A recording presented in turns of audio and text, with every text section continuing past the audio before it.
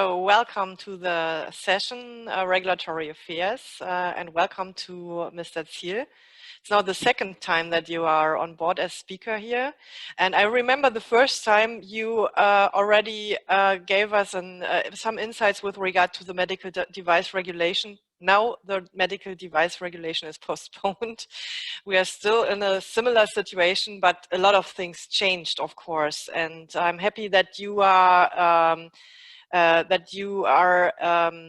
in the position to give us some insights concerning auditing and certification under maximum regulatory changes, and on top the COVID-19 crisis. And maybe you, for them, those participants who don't know you, maybe you can introduce yourself and your notified body, and I hand over to you. Thank you. So thank you very much. I hope that everybody is in good shape and healthy. Thank you very much to give me a second time the chance to present some information from notified bodies regarding the actual situation, but also regarding the MDR.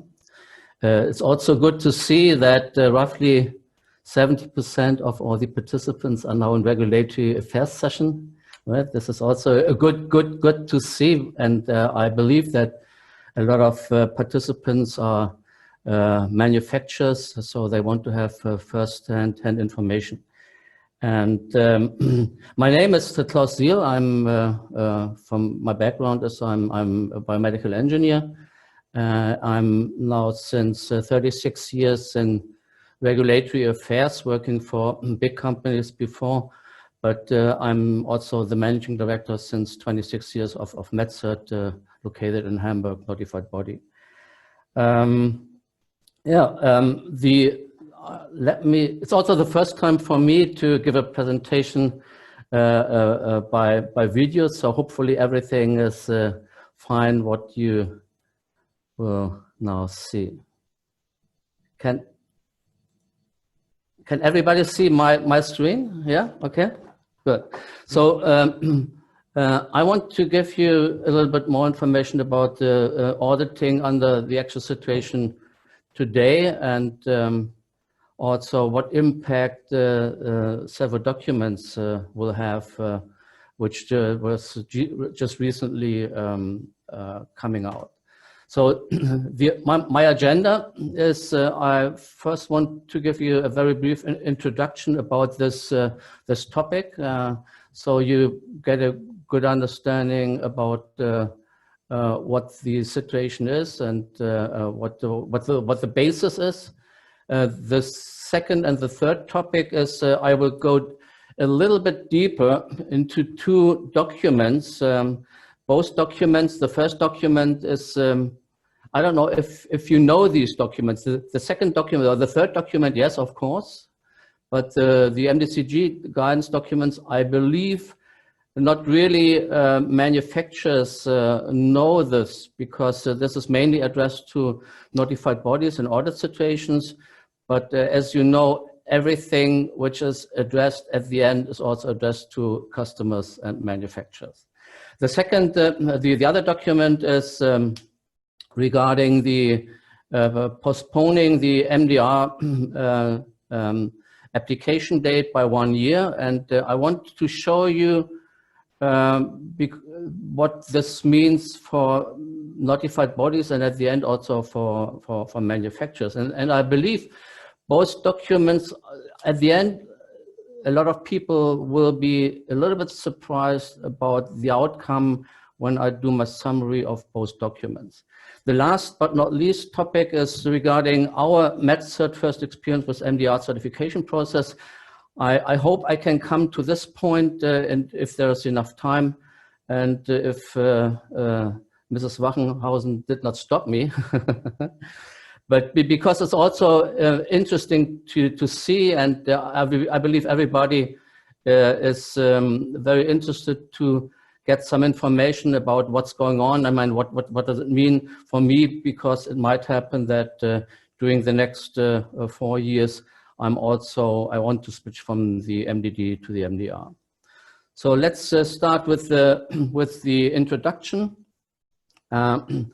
What happens during the last 6 months is absolutely incredible. I mean, we had during the last 6 months from December 2019 until today, there was 18 MDCG guidance documents released. We had, that was end of last year, one additional corrigendum. We had 2 regulations and we had 1 recommendation. I mean, this is to some extent not surprising me because, of course, so many new documents must be established and implemented. And it was also not too surprising to me because we had the original deadline May 2020, and so many groups are working on different documents, and now, of course, everybody is nearly finished or finished their task. So many documents are coming out. But of course, many of these documents have an impact on you as the manufacturer and of course on us as a notified body. So it is not just taking these documents, reading these documents and understanding these documents. No, in most cases, we as a notified body and also manufacturers, they have to take the content of these documents and of course put these into written forms. I mean, in adding procedures or changing procedures and revising procedures, but also on our side, we have, of course, then not just put this into our quality management system, but we also have, of course, train all people on these new procedures, on these new processes, on these new requirements. And this is not an easy task. I mean, if people are out for audits, and how do you get them? So it is. We are right now a little bit in a very, I would say, in a very stressful situation to have all these documents, put this into our quality management system, and train the people. But I can summarize that during my 36 years in regulatory, we never had this huge change in documents, in processes and changes in processes before. So this is absolutely new for me, and I'm 36 years right now in regulatory, and it is very challenging this time right now. So this is the basis of what's happening during the last 6 months. And now let us go a little bit deeper into 2 of these documents. The first document is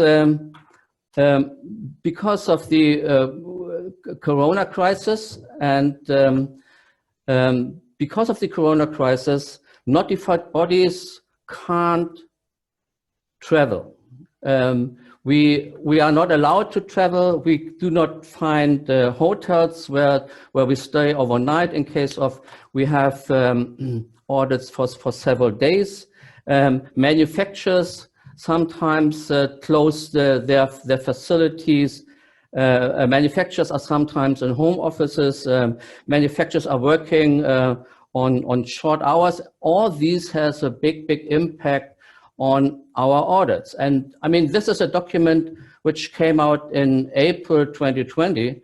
And of course, we had the biggest impact, or the impact of the Corona crisis started in beginning of March 2020. So we already had to find a very fast solution, even if there was no MDC guidelines, what we are allowed to do and have to do. But in April 2020, this document came out, and this is again mainly addressed to us as a notified body. It covers the Corona situation and the travel restrictions. So the main portion of all our activities as a notified bodies is doing audits. And as you know, audits are done on site and nothing else. So it addresses, this document addresses the situation of initial audits. Of course, all MDR audits are initial audits, but it could also be initial audits of manufacturers who wants to first get a CE marking still under the MDD, for example. It covers surveillance audits. Surveillance audits are the annual audits which we do at manufacturers. It covers the recertification audits. Recertification audits are done at the end of the validity date of certificates and to renew the certificates. We also sometimes have to do audits due to change notification. I mean, if, for example, manufacturers wants to add a new facility or add other things, sometimes it is necessary to go on site and do audits on site. We also are talking about audits regarding transfer or change of notified bodies. I mean, there are some notified bodies actually giving up, and there are many manufacturers now looking for a new notified body. So they ask a new notified body, can you take me as a new client? So you have to do an audit to do this transfer or change process. We also, of course, have unannounced audits, as you probably know, and sometimes we are doing special audits. Special audits is to verify non-conformities, mainly major non-conformities found during normal audits, and sometimes you can verify these CAPAs and the implementation of the measures taken only to go on-site. In most cases, of course, it is possible to do this off-site just by reading papers, etc. But in some cases, we have to go for special audits. We have to go on-site. So now we had the Corona situation beginning of March, and we have travel restrictions. So what can we do? I mean, we have to do audits, but what are the other possibilities to go on site instead of doing this remotely? And when you look into this in this long list of different audits, when you look also into this paper, this paper generally speaks that many audits could be done remotely, but for example, unannounced audits or special audits can't be done remotely.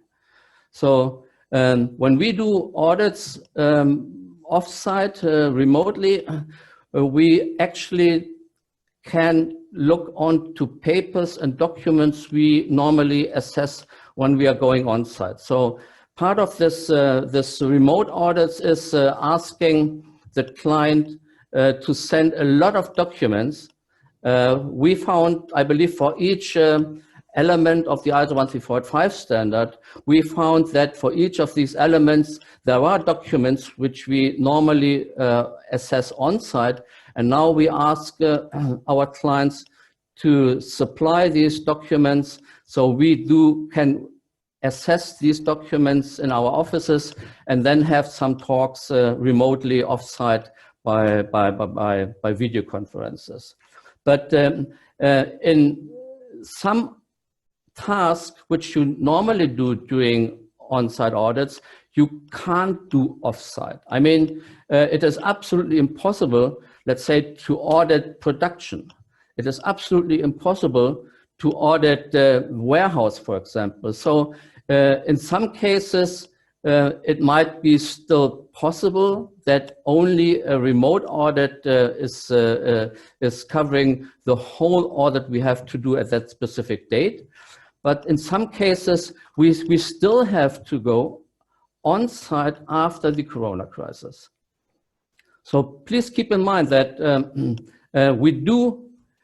we have customers, for example, for surveillance audits, which we can cover more or less everything which we would assess during an on-site audit. But if we have, for example, a recertification audit, or we have initial audit, this is absolutely impossible to do this just remotely, but we have to go on-site after the Corona crisis. Yeah. So let's go a little bit deeper what this means for us as a notified body, but also what this means for you as customers of MedCert or for the industry. Let's look what the impact of the notified body is regarding that situation. Let me first explain to you what you see here. On the horizontal line, you find the months of 2020, which goes up to 2021. Then we have some question marks, and then we have 1 PC, 2 PC, 3 PC, 4 PC. I believe everybody can see this. So we believe that after we have a vaccinate and everybody is vaccinated, we will come back to normal life. But nobody knows today when will this be. I mean, is that end of this year? Is that after the first quarter next year? Is that summer next year? Nobody knows so far. So what I'm telling here is this when you go back to the horizontal line with this question mark, this is the situation where everybody receives the vaccine and everybody gets vaccinated. And 1 PC means what first month post-corona, 2 PC means the second month post-corona, 3 PC, third month post-corona, etc., etc. So, so this is then the situation after the corona crisis. But look onto the situation, what it is today. We normally have to do MDD audits, which could be this is the blue bar. The MDD audits includes annual surveillance audits. It includes recertification audits, etc., etc. Then we have to do every month also unannounced audits. This is the red bar, and we started. We had planned for March our first MDR audits, right? So this timeline from January to February 21 more or less shows a little bit our situation. So the auditing activities is for all notified bodies the biggest portion of the workload. Of course, in addition to this, we have to do technical file reviews, and we have to do change notification assessments, and we have to do technical product certification issues. But more or less 70–80% of our activities are done on auditing. And now this is the situation. And now the corona crisis started here in Germany in March 20. So this means that for all the audits, we are doing before the corona crisis.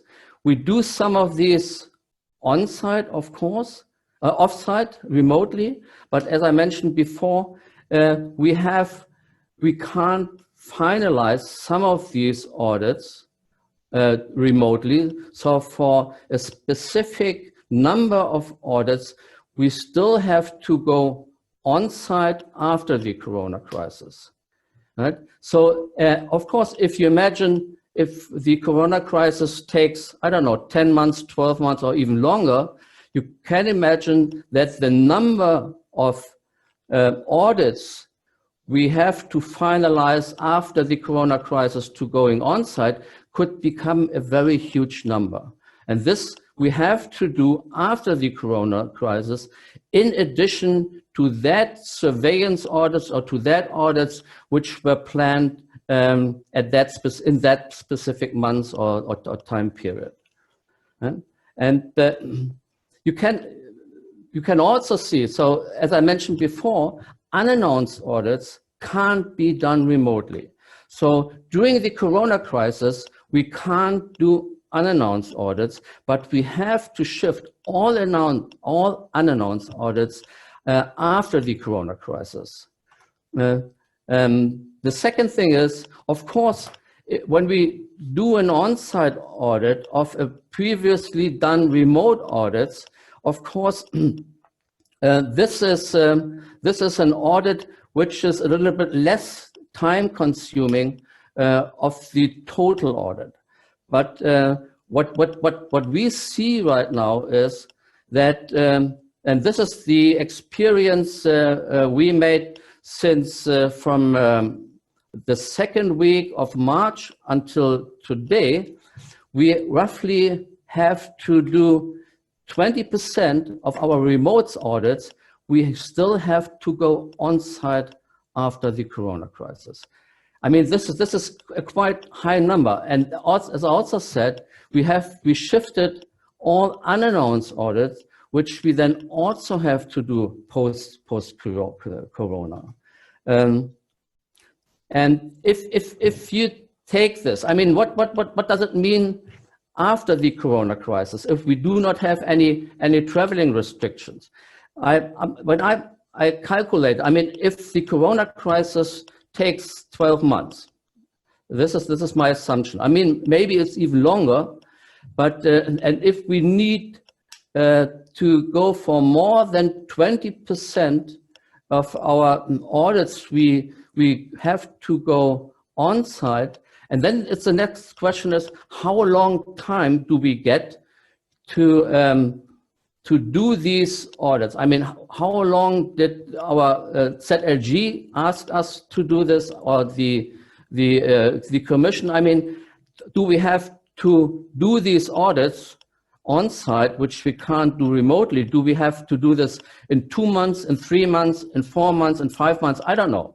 But if we are saying, or if I'm saying, the on-site audit should be done in 6 months, and if the Corona crisis, including the traveling restrictions, takes 12 months, we need at that time, after the Corona crisis, roughly 20% additional resources, auditors, to catch up with what we can't do during the Corona crisis. And then look into the unannounced audits. I mean, it's the same mechanism. If the Corona crisis takes 12 months and we have to catch up with unannounced audits, all the unannounced audits we can't do during the Corona crisis, and we have to catch up within 6 months, we again need resources, and this is roughly 10% of additional. So if you see, I mean, we have to do after the Corona crisis, of course, the annual audits which are planned at that specific time. But due to the Corona crisis and the traveling restrictions, we can't go on site, and we have to catch up all the audits and finalize audits which are not could be done only off site. And these two things together need roughly 30% of additional resources after the Corona crisis. And this, it's a question. I mean, do we have, or do the notified bodies have these additional resources, yes or no? The other thing, of course, is, I mean, if the Corona crisis takes 12 months or even longer, does it make sense to go on site of a previous audit, which is 12 months old or maybe even older, because then we already are planning for the next annual surveillance audit, or do we have to combine these two things together? Right? So there are some question marks behind this, which can't be answered right now.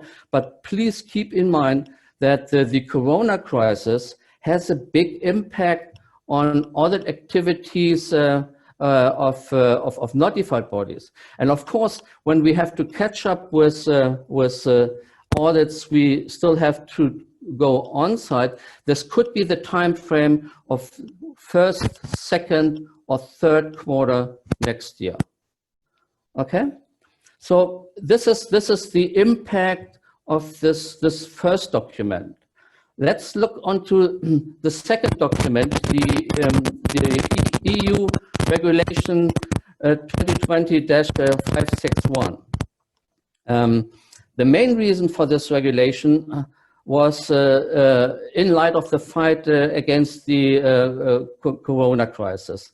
This regulation should allow manufacturers and notified body to concentrate on tasks and have additional resources available that have necessary products available to fight against the corona crisis. So this has the impact to that manufacturers can concentrate on the manufacturing of the products which are urgently necessary to fight the corona crisis. It is also in light of notified bodies who should do CE marking and conformity assessment processes for these devices.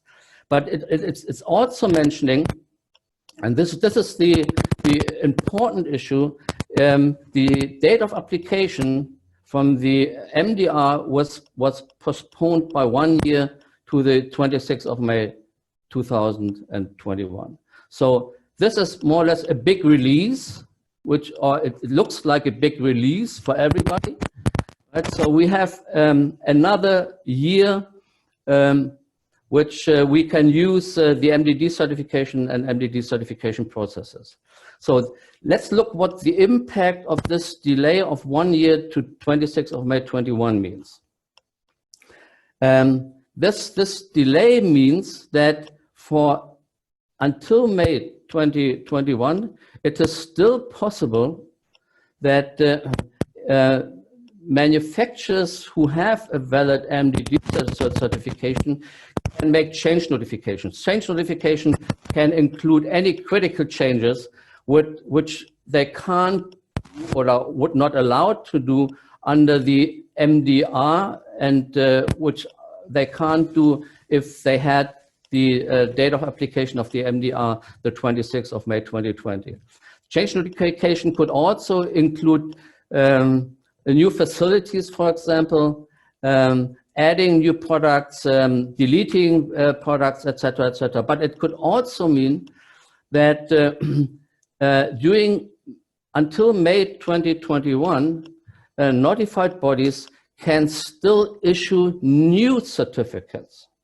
So MDD recertification processes are still possible until latest May 2021. So notified bodies can issue new certificates with a new validity date until the end of the grace period. So if we, for example, would now do a recertification process, then the validity is until May 2024. So recertification processes and the impact of this, let me show what this might mean, or what this means for us as a notified body, and also for you as a manufacturer. So what does it mean that we can do these certification processes or can issue new certificates, MDD certificates, until May 2021? And what does this mean on is the impact regarding the transfer from the MDD to the MDR? Mr. Ziel, excuse me for the short interruption. I'm receiving noise from, since yours is the only microphone that's switched on, I'm assuming that this might come from your headset. Maybe can you check the cable or? Okay, no, here's everything is quiet. Okay. Okay. Okay. So what does it mean that we have a delay or postpone the MDR application date by 1 year to 2021? What does this has an impact on the transfer from the MDD to the MDR? So let me explain this chart. We have here under an ideal situation, what is the percentage of manufacturers when their MDD certificate gets invalid, so they have to switch from the MDD to the MDR?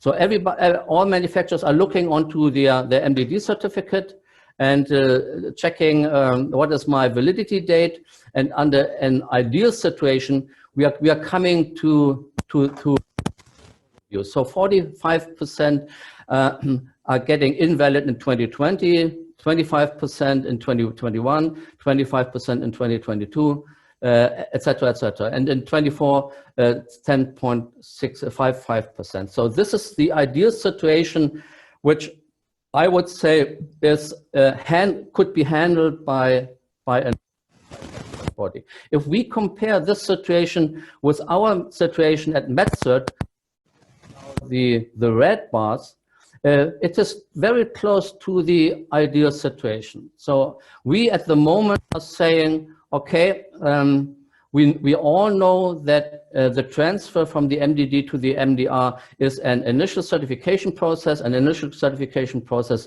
needs some extra capacity, but under this situation, I would can handle all the transfer in case the manufacturer starts early enough for the transfer. So not at the latest moment, not in the last year, at least 1 year before, So this is the situation with us. But now look what the situation with could be. So we know that in 2019 up to 2020, close before the end of the validity, the end of the date of the original date of application until May 2022, a lot of notified bodies did some recertification processes instead of annual surveillance audits. So if you as a manufacturer, for example, had a certificate, an MDD certificate, which was valid until 2020 or 2021, in 2019 or 2020, you are approaching your notified body asking, I need more time for my preparation for the MDD to transfer to the MDR. So please do not do an annual surveillance audit. Please do a recertification process instead. So many notified bodies did this, and they also did this because they know that they are already very late in the designation process to become a notified. So the notified body welcomed that situation, and of course the manufacturers also welcomed that situation, because then they have up to 2024 until their MDD certificates get valid. I can tell you, I mean, look on the of 2024 for these other notified bodies. I can tell you, to transfer this high amount of valid MDD certificate starting in 2023 and finalize everything in 2024, it is today absolutely impossible that a notified body can handle this. Absolutely impossible. So we already know today that notified bodies, including their customers and manufacturers, if they have a situation like this, they will get in big trouble to transfer this big amount of invalid MDD certificates to the MDR. And now let's look, what does it mean when we have this with this regulation? I explained that new MDD recertification processes are still possible until May 2021. So our clients are asking us, and I believe many other clients are asking their notified body as well, if I look onto my certificate and it gets invalid in 2020 or 2021, they ask the notified body, can you please do very fast recertification process instead of doing annual audits, etc., etc. So this means that, of course, notified bodies might do this, but then they will issue new certificate, which validity date, which is valid until the end of the grace period, which is valid until May 2024. So this postponing of the MDR by 1 year will actually increase the problem some other notified bodies have at the end of 2023, 2024, and of course their customers will have. So the only advice I can give you is look onto your MDD certificate. If this is valid until 2024, please feel safe.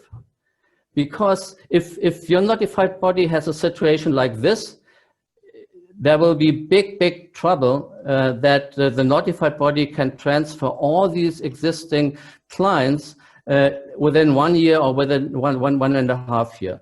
So the only advice I can do is, if you have this and you peak at the end of the grace period where you have to switch from the MDD to the MDR, please try to start your transfer process in 2021 or 2022. That's the only thing what I can say right now, what you can do, let's say, to find a solution for. So what impact does these two documents have? The first document, which is regarding what type of audits we can do remotely, but also when we have to go on site, as well as the regulation which postponed the date of application of the MDR by 1 year. The first document increases the resource issue, which you all are aware of notified body until, I don't know, I mean, after the Corona crisis. So maybe if we have the situation with Corona until the first quarter next year, then of course, after that time, it increases the resource problem with notified bodies. But the other regulations, which allows that MDD certificates can still be issued, and a lot of our customers are asking also, do a recertification process, I have a change notification, I want to add new products, please do technical file reviews, etc., etc. This, in addition, also the resource issue until the May 26, 2021.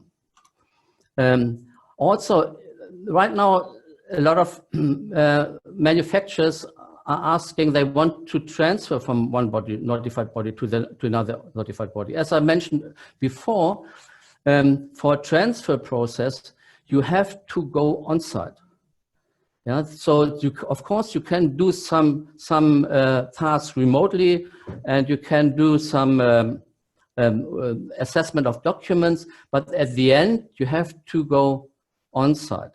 But as I said, no chance. And when you go on site, this notified body has to do the audits of unannounced audits, and they have to do the audits which they could only do remotely. So no chance at the moment for any transfer processes. And also the regulations which postponed the date of application also increases the resource issue of some notified bodies in 2023 and 2024. As I mentioned before, some notified bodies already have a high peak at the end of the in 2025, where they have to switch from MDD to MDR.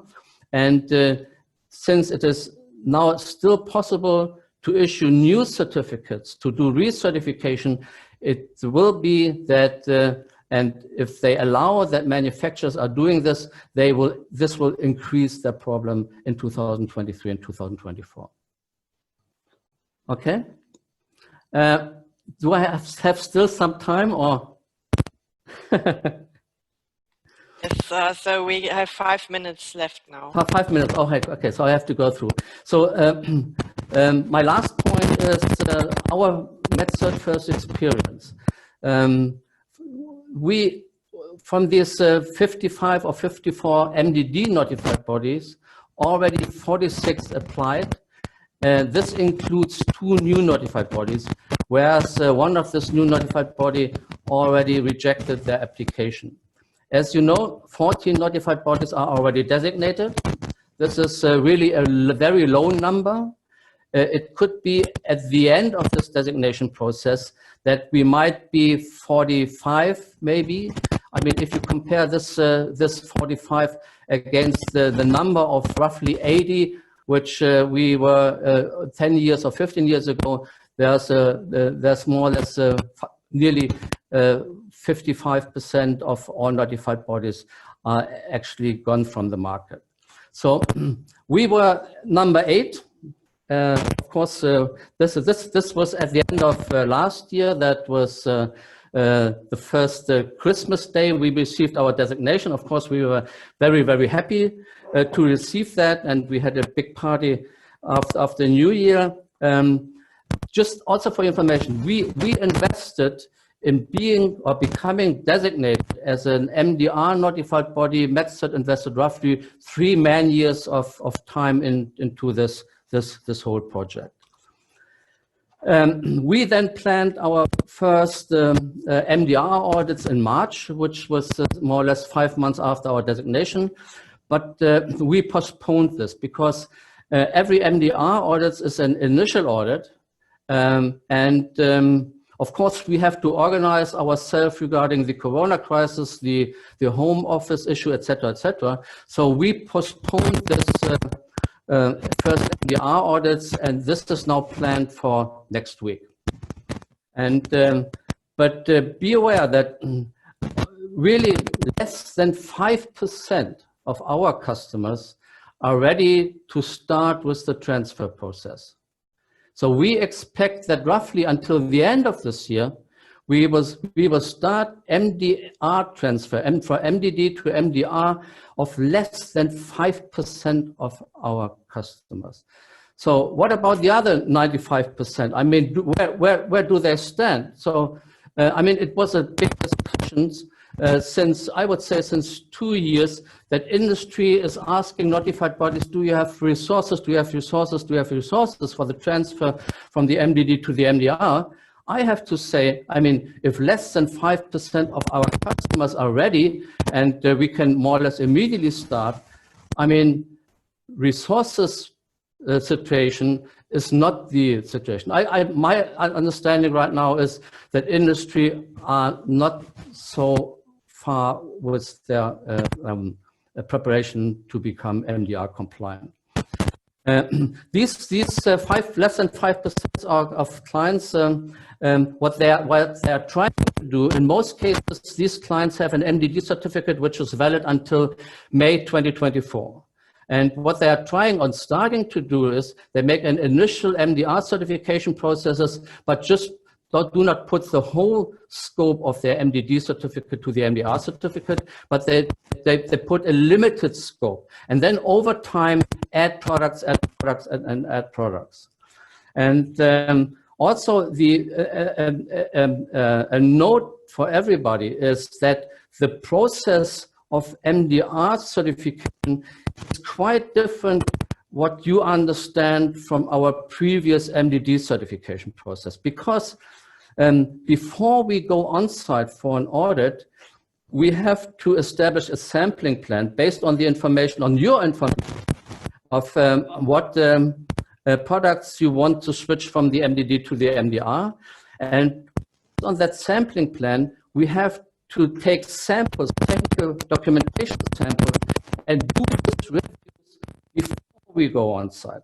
So if somebody is thinking, I mean, I look onto my MDD certificate, and my MDD certificate is valid until 2024, and I want to switch from the MDD to the MDR in my latest audit in 2024, absolutely impossible to do this because of sampling plan, implementation process, and then of course it comes to the whole management system process. So you have to take at least the audit for your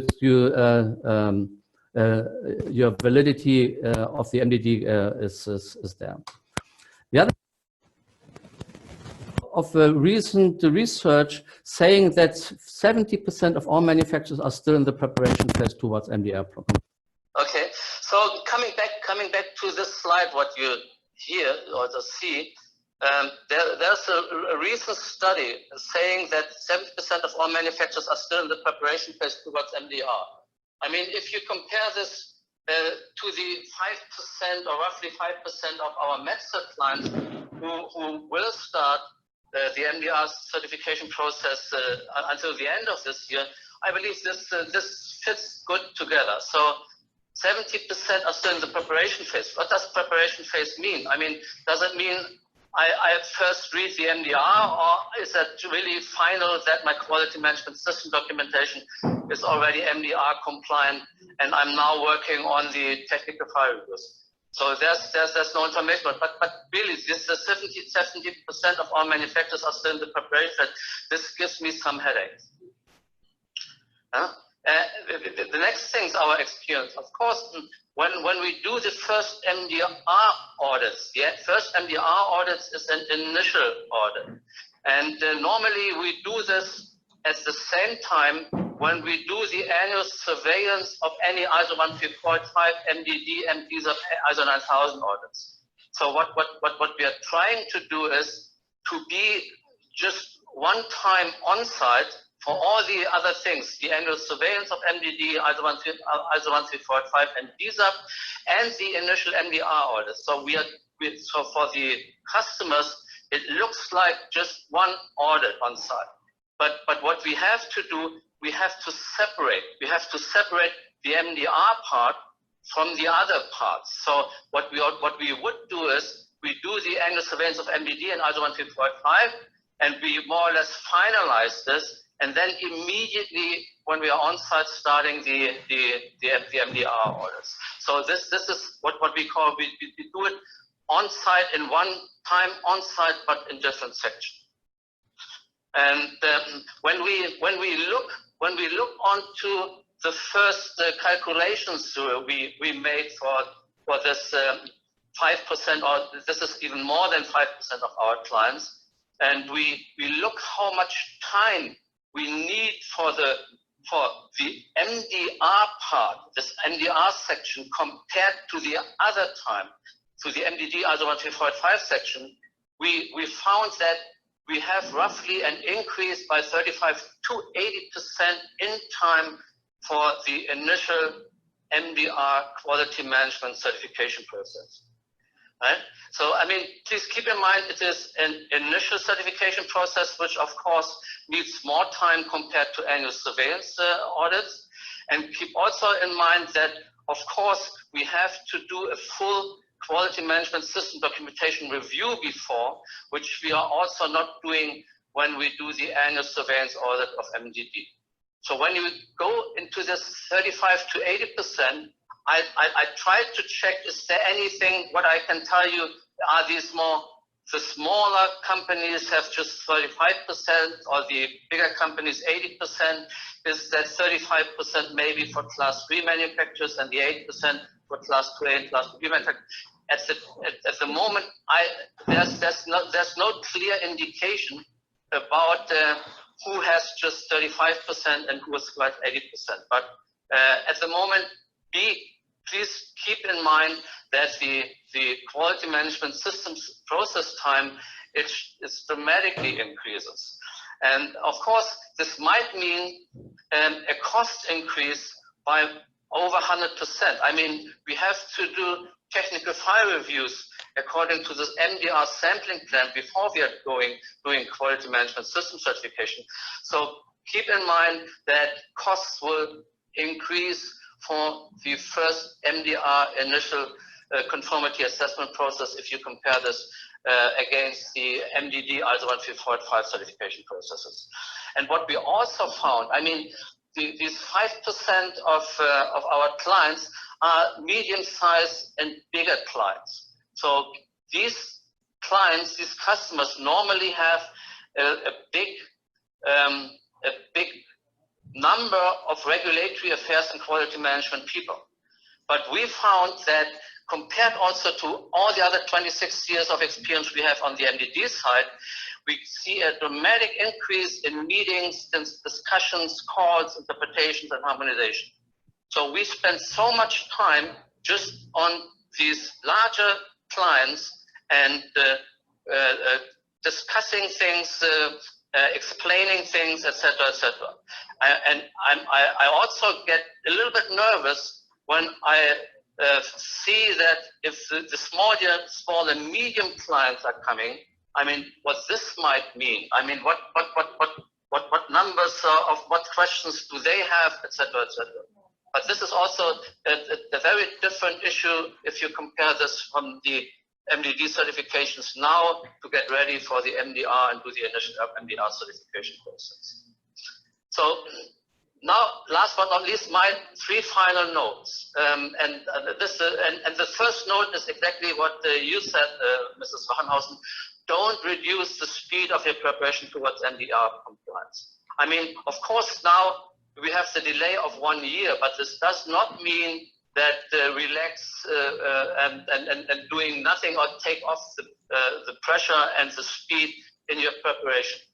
Please keep in mind when you look onto the MDD certificate, don't do this in the last year when the MDD certificates get valid. Make the transfer at least 1 year before in that, doing that audit, or if you have the chance, do this even 2 years before. And for your planning, we have a small video on our website, which outlines a little bit what we would suggest, what the customers or manufacturers should do regarding the planning of 1 year before or 2 years. It's a very basic, but it just gives you some ideas about timelines. And it also says it is impossible to do the transfer from the MDD to the MDR in the last moment in that year when the MDD certificates get valid. And last but not least, my final note, stay healthy. Thank you. Thank you very much. So with some trouble, technical trouble, but it worked at the end. Thank you very much for your presentation. I'm sure that all the participants were very interested in those experiences because most of them are manufacturers or consultants, but I believe that the insights from a position of a notified body are very important. As you said, you cannot live in your own world as a manufacturer. It's also important to see what the notified bodies have to fulfill, and you have to comply with a lot of regulations currently. I remember in their first presentations, I don't know as to whether it was 2 years ago, there was a picture, 2 years, okay. It was a picture and you said we are all in one boat. So that's what I remember. Are the manufacturers and the notified bodies still in one boat, or are these now 2 boats? No, I mean we would like if we are sitting together in one boat, and this picture 2 years ago explained to me. I mean, if the manufacturer is doing a bad planning, we cannot, let's say, help them. Of course, we try everything. But in a short period of time, a lot of things are not possible. So if you follow our idea, I mean, look onto the video. If you follow our idea not to take the year in that when your MDD certificates get valid, take at least a year before, or even longer, for example, for transfer, I believe then we are sitting in one boat. But if the manufacturer is telling, no, I have to do this at the last moment, sorry, then we are not sitting in one boat. It's okay. Because we are trying to help, but things which are nearly impossible are impossible. Mm-hmm. Okay, thank you. So I will open this session for questions from the side of the participants. Are there any questions? I don't see a hand. But Dirk, did you see somebody? Does somebody have questions? There is something in the chat by Ms. Stephanie Hübner. In case of an ISO 13485 audit, will the notified body only check for the ISO 13485 requirements, or will they also check if the QMS is suitable to fulfill the MDR requirements? As Class 1 medical device manufacturer, we couldn't find clarification on this topic. Okay. I mean, this is a specific topic for just Class 1 manufacturers, And be informed that the ISO 13485 standard is a standard your manufacturers have to fulfill to show regulatory compliance. This means that if you're a class 1 manufacturer and we would do just ISO 13485 certification, we will of course look into the regulatory requirements from the MDR that they are implemented in your ISO 13485 system. Okay, I see another question from Dina Truxius. Yeah, thank you. Thank you very much, Mr. Ziel, for your interesting talk and for waking me up with really shocking numbers and shocking timelines in a certain way. And so my question, as I'm from the IT field, relates to IT. So what is your plan? You were discussing about the lack of people and the amount of resources that are needed. Do you also have IT people in your team, or are you planning to include IT people more into your team to assess medical devices according to the MDR?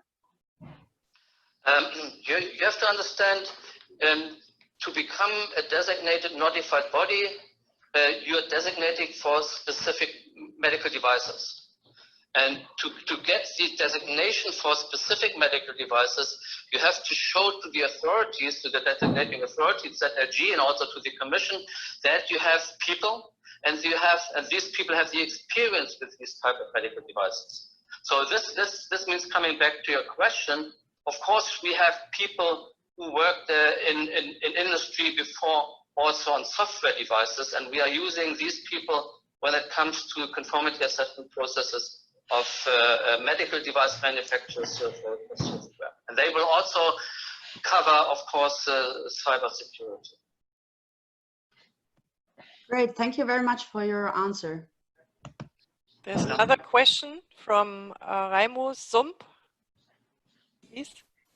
Yes, hello, it's Raimo Sump from MedCert Services. Mr. Ziel, thanks again for your really interesting slides on this. Very unfortunately, we, MedCert, as a service provider in really supporting companies in getting this transition done, we realize exactly what you have also said here. Many companies, manufacturers, slow down now completely their MDR transition activities because of this one-year postponement. They don't realize at all this issue in the end of this period. We always tell them, but really people stop doing their activities, which is a disaster. And it gets actually kind of funny because people start saying, well, there is another postponement later because of this impossible management. I mean, there is no way of managing this load in the end of the time. So people start thinking, well, because it's not possible, there will be another postponement. So what is your answer in those questions?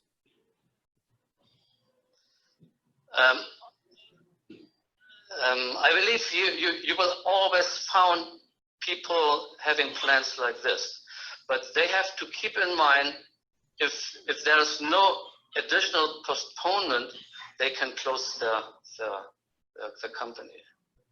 I mean, we also found during the last 2 years, we had to switch a lot of companies from the old ISO 13485 standard to the new ISO 13485 standard. And we also saw that many of these companies, they need very urgently for international registration this ISO 13485 certificate, but they came for the certification 5 minutes before deadline or even 5 minutes after deadline. So our interpretation is for some of these managing directors of these companies, it seems that their risk management system is not working well. Yeah. Thank you. Agreed. Yeah. Thank you. Thank you. Another question or hand. Okay, so Mr. Ziel, will you be on our panel discussion later on? Yes, I understood that it is a little bit earlier than in the agenda, so it should be yes. at maybe. No, because our agenda has to be switched now a little bit, so we will have now a break of 30 minutes, and then 2 presentations, and then after these 2 presentations, I believe we will have the panel discussion then. Is it possible to participate then? Yes, yes, okay, I try. And I also check that I get my microphone and headphone again working. Right. Okay. Thank you very much. So, Dirk, thank you again. And we will send, of course, Lübeck Marzipan to you. And so it's more virtual now, unfortunately, but next year we will have the original. Okay, I like sweets. Yeah, me as well. Thank you. So, Dirk, now we have to agree on the next steps for the next presentations. I believe we have to postpone this to, so we will have lunch break now for half an hour, I believe. Yes, I suggest that. I don't see any more questions in the chat right now. Me neither. Just a remark from my side, as Ms. Hübner mentioned ISO 13485. I guess you are all aware that presently a number of ISO standards has been made available for free for download from various places in the internet. There's German versions available at the Beuth Verlag, and that's due to a decision by the European Commission in view of the Corona crisis. A lot of this is about personal protective equipment, of course, and I don't remember, maybe also disinfectants and stuff. But I remember the ISO 13485 is among the standards that is publicly available at the moment.